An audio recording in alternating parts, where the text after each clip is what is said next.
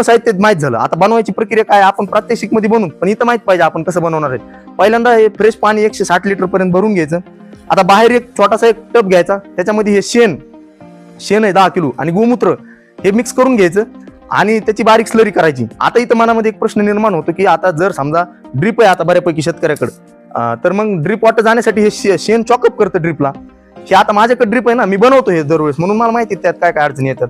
मग त्याच्यासाठी आपल्याला काय करायचंय, जी आपली सुती कपडा आहे, आपली जी साडी आहे, त्या कपड्यामध्ये काय करायचं, ते शेण टाकायचं आणि त्याला एकदम बारीक गाठ बांधायचं, त्याचं गाठोडं करायचं. गाठोडं असं करायचं की थोडं सुद्धा छिद्र ते शेण बाहेर निघण्यासाठी राहिलं नाही पाहिजे. दोरीनं पॅक बांधायचं. मग आपल्या हातात हे असं गाठोडं आलं की ते गाठोडं आपण ड्रम मध्ये सोडायचं, वरी काहीतरी आधार करून त्याला बांधायचं, जेणेकरून ते लटकत राहील आणि पाजरत राहील, एक थेंब थेंब थेंब थेंब त्याच्यातून पडत राहील. अशा पद्धतीने बनवलं तर ड्रीप वॉटर जायला सुद्धा काय अडचण येत नाही बरं का. हे मी बनवतोय, वापरतोय, बघायला येत असलं तुम्ही आरणवाडी लिहू शकतात. त्याच्यानंतर आपण हे बाहेर बनवलं, त्याच्यानंतर डाळीचं पीठ. आता इथं महत्वाचं आहे, डाळीचं पीठ आहे ते बाहेरच बनवून घ्यायचं.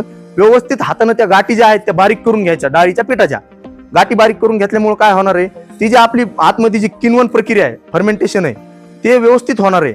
आणि याच्यामध्ये मुद्दा काय, डाळ बारीक करून घेतल्यामुळे आपल्याला ड्रीप वॉटर जाण्यासाठी बी त्याला अडचण होणार नाही. ही महत्वाची गोष्ट आहे सगळ्यात बरं का. डाळ मिक्स केली, मग आता ते ड्रम मध्ये आपण मिक्स करून घ्यायचं. ड्रम मध्ये मिक्स करण्याआधी काठीनं पूर्ण तो ड्रम आहे त्याचा पूर्ण भोवरा होईन असं त्याला पहिले फिरून घ्यायचं. आणि ही सगळी जी स्लरी आपलं हे जे साहित्य हे त्यामध्ये टाकायचं. गुळाचं पाणी आपण भिजवून ठेवून करायचं आणि ते पाणी त्यामध्ये टाकायचं, मुठभर माती टाकायची. आणि ही आता आपली जी नैसर्गिक शेतीसाठी वरदान ठरलेलं आहे, मातीला पूर्णपणे सुपीक करणारं असंख्य असे फायदे त्याचे आपण पुढे मी सांगतो तुम्हाला. हे जीवामृत स्लरी आपली बनली.